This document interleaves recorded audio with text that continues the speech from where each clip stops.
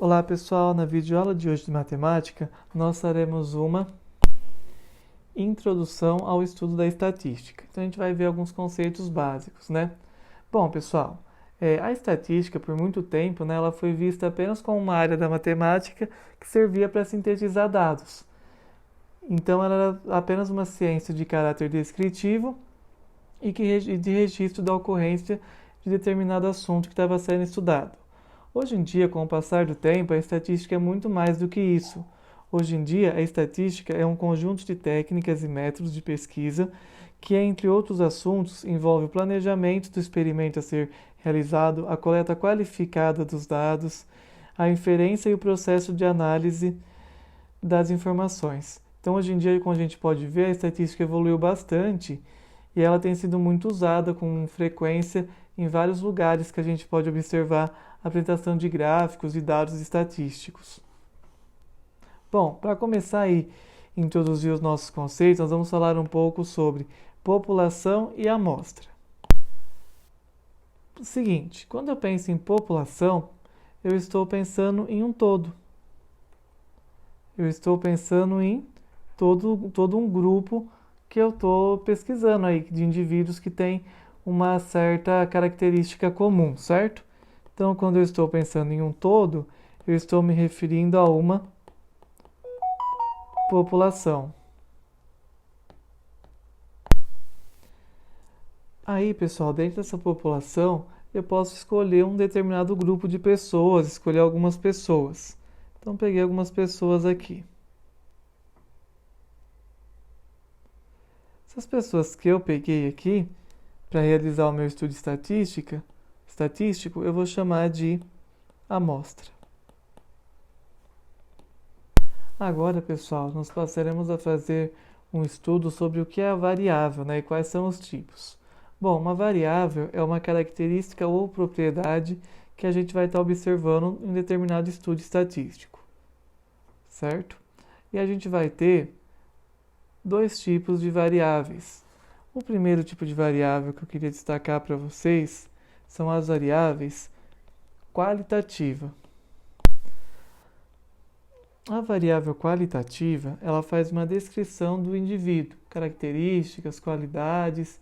Então, as possíveis respostas que nós teremos aí quando eu trabalho com uma variável qualitativa são respostas voltadas aí para a descrição de algo, ok? Dentro das qualidades qualitativas, eu vou ter a qualitativa ordinal e a minha qualitativa nominal. Nossa, professor, mas qual a diferença entre elas? Bom, seguinte, pessoal. A qualitativa ordinal, como o próprio nome já diz, ele nos dá uma ideia de ordem, ok? Então, quer dizer que esses dados eles podem ser organizados segundo uma lógica, entendeu? Segundo uma ordem, né? Então, existe uma certa ordem nas possíveis respostas. Aí vamos ver alguns exemplos aí desta qualitativa nominal, né? Se eu pensar na questão, por exemplo, de escolaridade, grau de escolaridade. Ela está dando uma característica descrevendo o indivíduo, porém, ela tem uma certa ordem, ok? Eu posso organizar a primeira, segunda, terceira série, entendeu? A mesma coisa serve para classes sociais.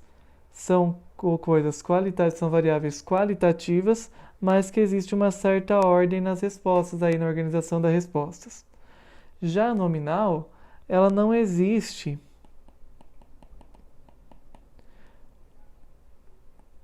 uma ordem lógica. Como, por exemplo, se eu for trabalhar gênero, né? Se eu for trabalhar gênero, não, se eu for trabalhar sexo, masculino e feminino, as pessoas vão colocar masculino e feminino e não tem uma certa ordem lógica para organizar quem vem primeiro, quem vem depois. A mesma coisa se eu estiver trabalhando com a característica, com uma variável de grupo étnico. Não tem uma ordem a ser obedecida, uma ordem lógica a ser obedecida. para se organizar esses dados. Então, isso aí que são as minhas variáveis qualitativas. Depois eu vou ter as minhas variáveis quantitativas.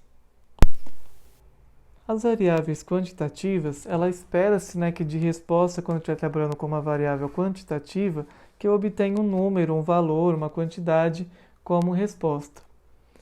E aí, novamente, essa variável quantitativa, né, assim como a qualitativa, ela se divide em dois casos, que nós veremos agora. O primeiro deles é uma variável quantitativa contínua, ou contínuo, né? E aí essa variável ela vai ser contínua quando os valores estão dentro de um intervalo. Nossa, como assim, professor, dentro de um intervalo? Bom, vamos pensar um exemplo. Quando eu penso em peso e altura, normalmente eu organizo esses dados entre um intervalo, entendeu? Intervalo de altura, sei lá, de 1,70 m a 1,80 m. Então, são exemplos em que os valores eles vão estar dentro de um intervalo, como por exemplo que a gente faz quando vai organizar peso e a altura de um certo número de indivíduo. A outra variável que a gente vai ter, quantitativa também, é a nossa variável discreta, ou discreto, né? E uma variável aí quantitativa ela vai ser discreta quando os valores formam um conjunto finito, ou é numerável. Por exemplo, se eu peço quantos irmãos, quantidade de irmãos, quantidade de filhos que um casal tem, ou número de clientes de um banco. Eu vou obter números finitos, né, e enumeráveis aí dentro desse conjunto de respostas possíveis. Aí, pessoal, gostaria de fazer algumas observações com vocês. Bom, a primeira delas é a seguinte: uma variável originalmente quantitativa pode ser coletada de forma qualitativa. Como assim? Bom, vamos pensar na variável idade, né, na medida em anos completos. Ela é uma variável quantitativa contínua, ok? Mas se ela for informada dentro de uma faixa etária, por exemplo, de 0 a 5 anos e 6 a 10 anos, ela é uma variável qualitativa ordinal. Entendeu? Então elas podem ser originalmente quantitativas, mas elas ser coletadas de forma qualitativa. A mesma coisa quando eu penso em peso de lutadores de boxe. A variável peso, né, ela é quantitativa contínua. Mas se eu trabalhar com se eu trabalhar com a classificação das categorias de boxe, eu vou estar coletando de forma qualitativa. Agora, pessoal, nós vamos estudar sobre os tipos de frequência. Nós temos, pessoal, dois tipos de frequência, a absoluta e a relativa. A frequência absoluta, pessoal, ela se refere à quantidade de vezes em que cada valor atribuído a essa variável foi citado. Basicamente, a grosso modo, né, é a nossa contagem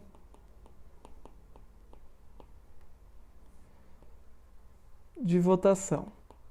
Podemos usar esse termo assim. Que é basicamente o quê? Eu vou ter uma tabela e aí eu vou contar, por exemplo, se eu pedir a idade, quantas vezes, por exemplo, o número 17 se repetiu, ou seja, quantas pessoas têm 17 anos. Isso é a nossa frequência absoluta. É a contagem aí dos votos, das características que nós tivemos. Já a frequência relativa, ela é uma razão entre a frequência absoluta e o total de termos que a gente vai ter aí, o total de elementos que a gente tem, né?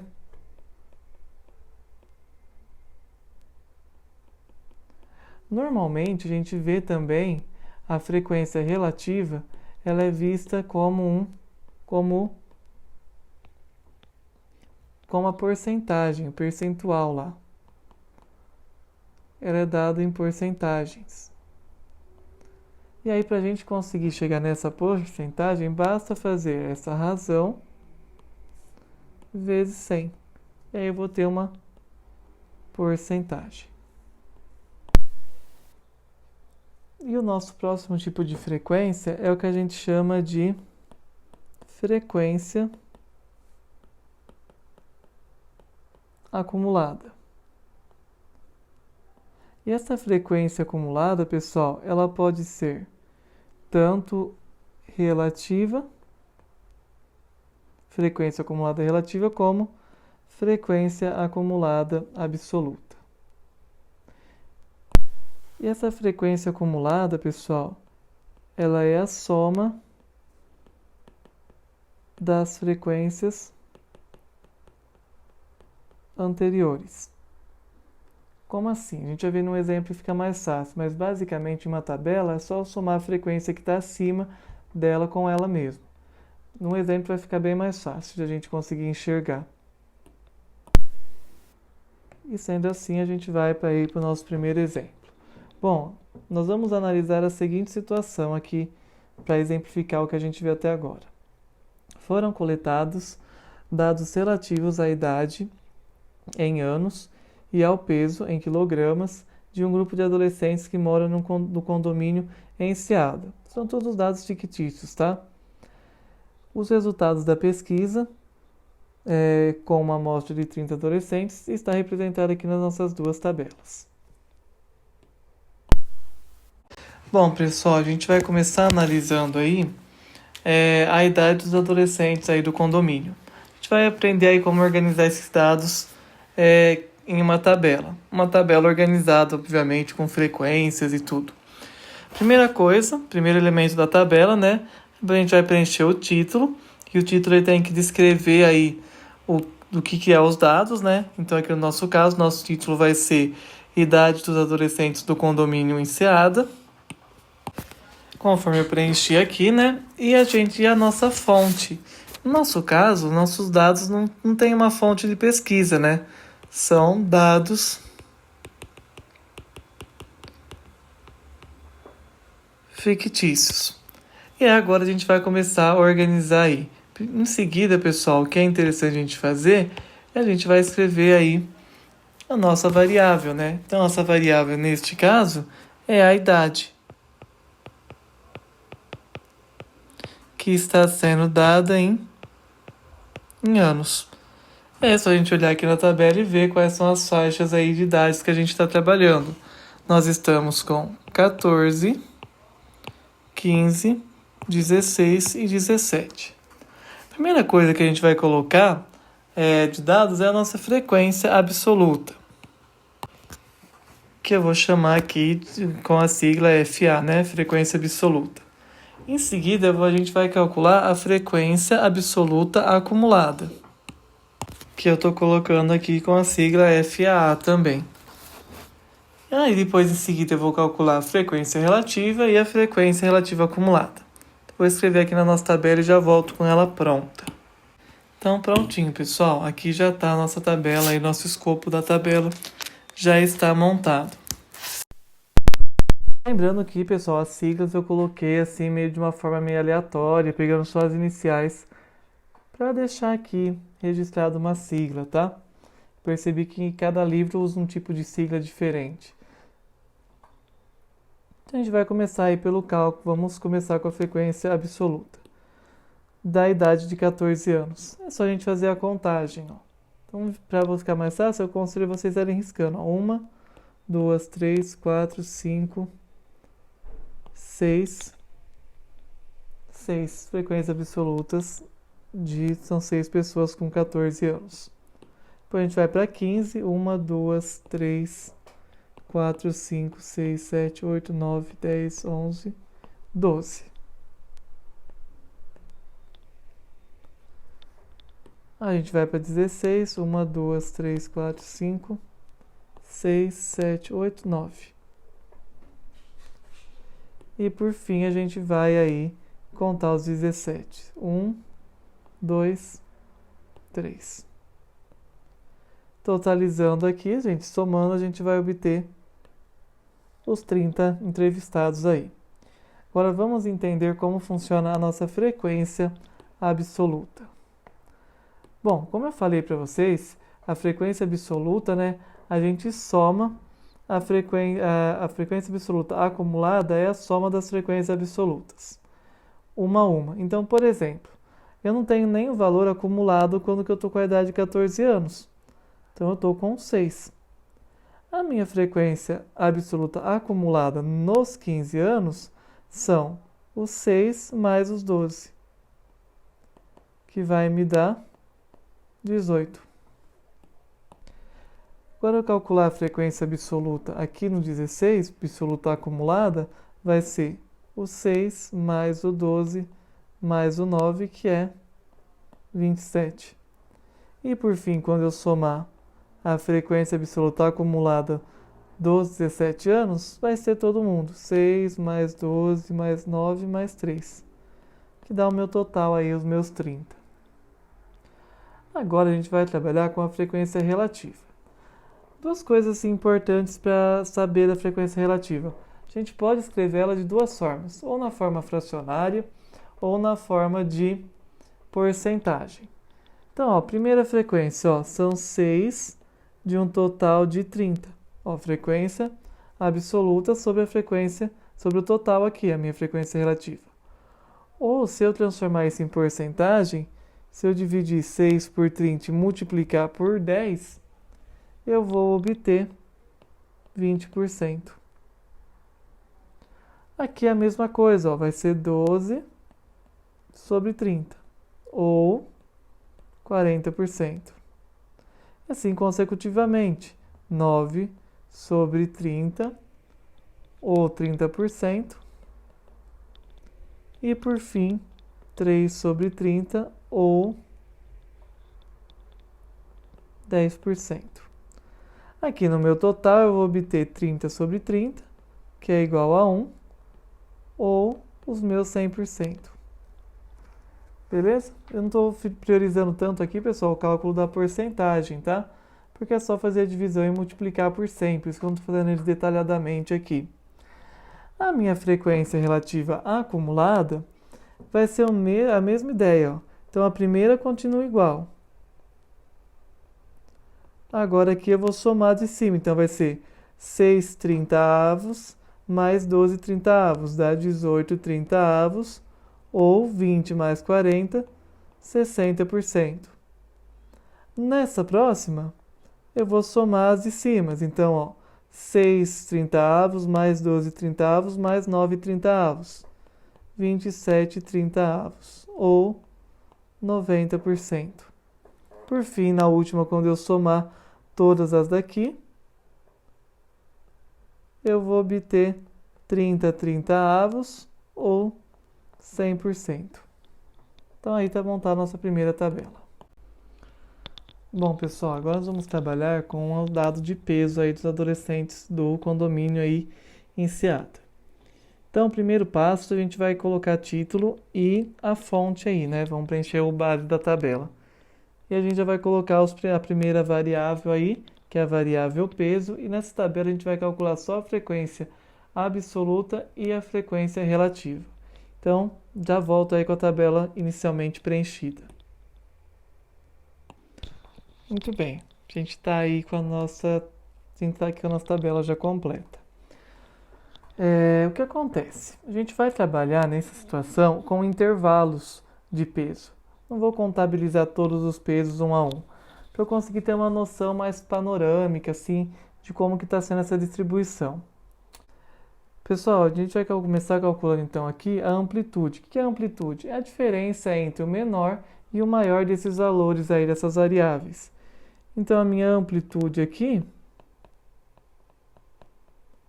vai ser o 53, que é o maior peso, menos o menor peso, que é o 48. A gente sabe que aí tem uma variação nesses intervalos de aproximadamente 5 quilos.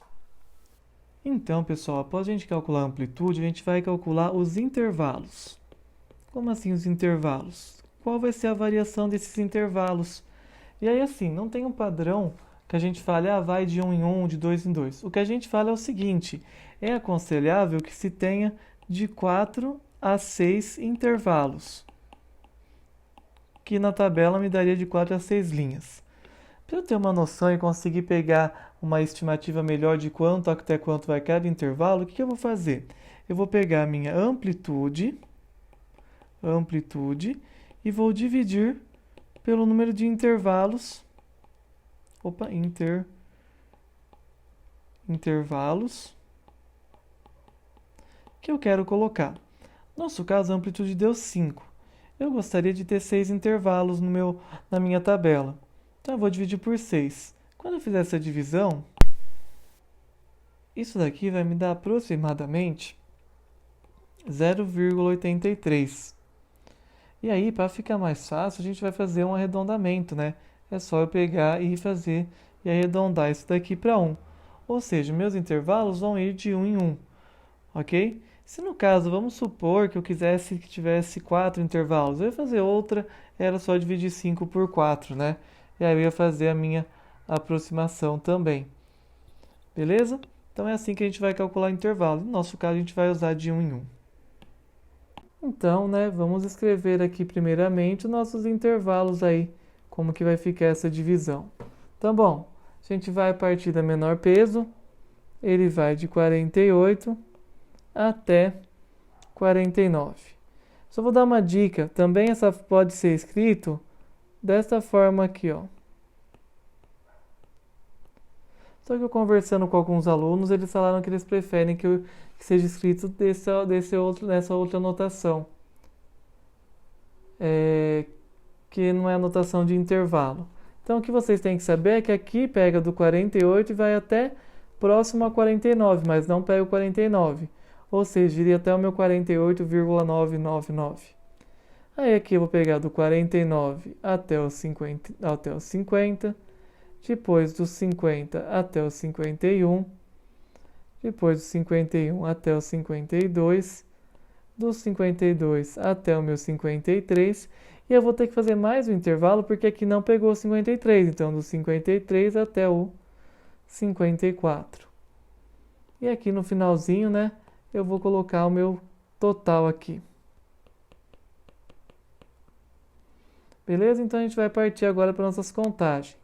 Bom, quais valores estão entre 48 e 49?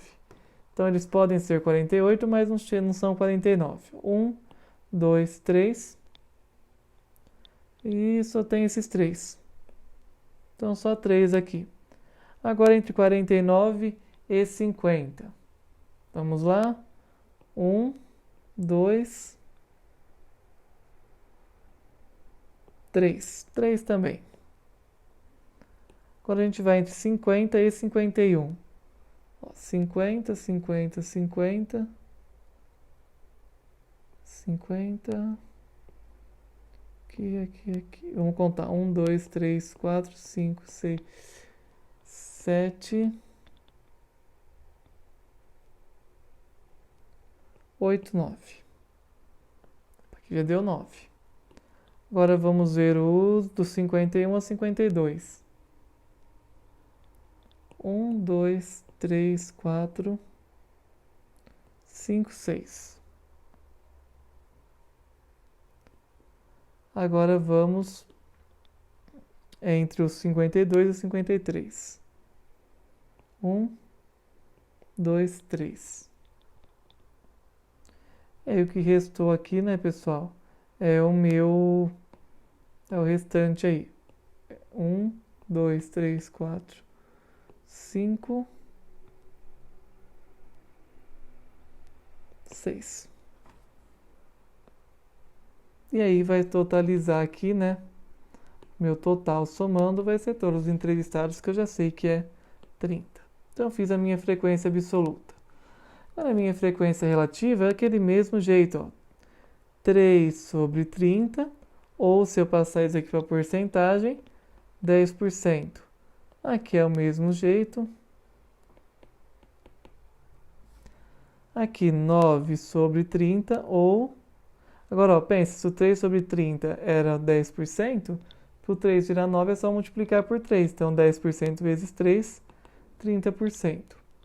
Mesma ideia para o 6. Para o 6 virar 3, para o 3 virar 6, eu multiplico por 2. Então, é 20%. O restante aqui já está calculado, né?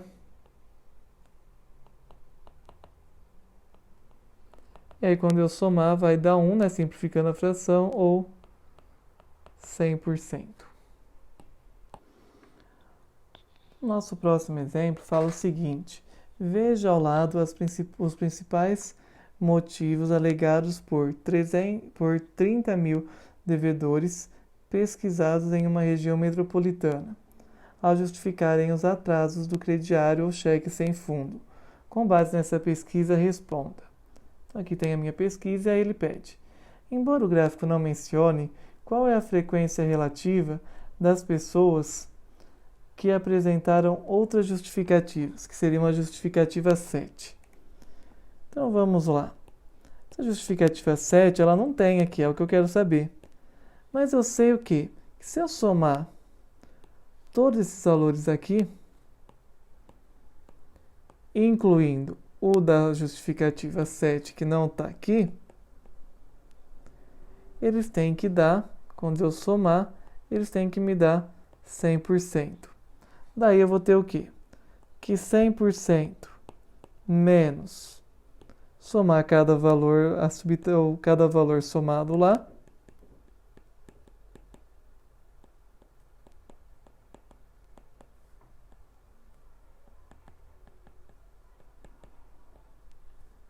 isso daqui é igual à minha frequência relativa da justificativa 7. Quando eu fizer as somas aí, vai ficar 100% menos 72%. Portanto, a frequência relativa do item 7 de justificativa é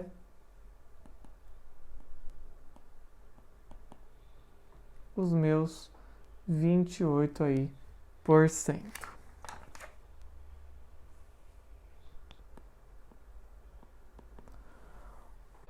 O próximo item fala: quais são as frequências absolutas para cada tipo de devedor? Então ele quer saber aí, né, pessoal, grosso modo, quantos devedor a gente tem para cada uma das justificativas. Então, né, que aqui para esse item B, o que eu vou ter que lembrar? Que a frequência relativa é igual à frequência absoluta sobre o número total. Então, isso aqui é só multiplicar por cruz. Eu vou obter que a frequência absoluta é frequência relativa vezes o total que eu tenho de entrevistados. Só que por estar em porcentagem a frequência relativa, quando eu passo vai ficar frequência relativa dividido por 100 vezes o valor aí do meu N, que a gente sabe que é 30 mil. Então, basta eu calcular 1 a 1. Então, por exemplo, para o item 1, vai ficar frequência relativa dividido por 100 vezes 30 mil. Corto, vai dar 5.400 pessoas. Ou, se eu quiser, eu posso fazer por uma regra de 3 simples. Então, 30 mil são 100% dos entrevistados. 18% é X. Quando eu fizer a multiplicação, vai ficar a mesma coisa. X igual a 30 mil vezes 18 dividido, né, por 100. Que vai dar a mesma ideia. E aí você vai fazer esse mesmo cálculo item a item, tá, pessoal? Então, dei uma pausa no vídeo que eu já volto aí com as respostas. Então, pessoal, fazendo as contas aqui, eu obtive o número de devedores para cada uma das minhas justificativas.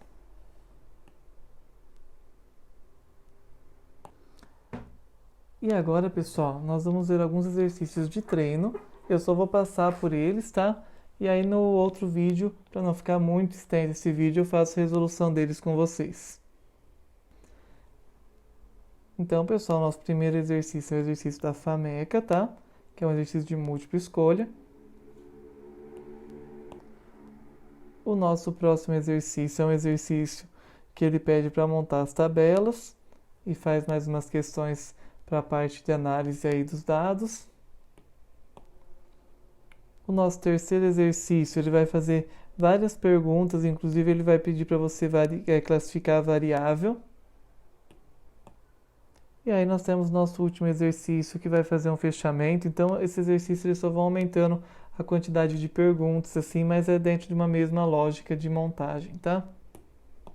Então é isso, pessoal. Se vocês quiserem fazer a correção dos exercícios, no próximo vídeo, aí na parte 2, a gente vai ter a correção deles. Por enquanto é isso. Obrigado e bons estudos.